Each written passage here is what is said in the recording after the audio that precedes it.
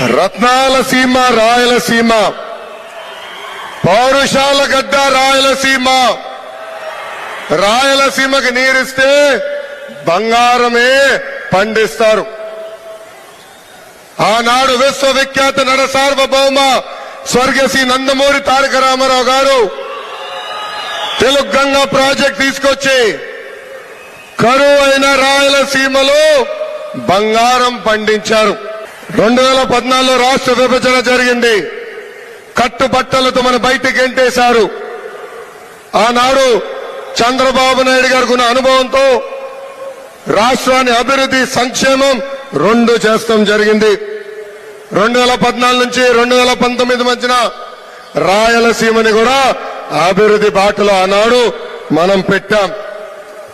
మనం గతంలో చూసాం కొంతమంది ఫ్యాక్షన్ నాయకులు రాయలసీమతో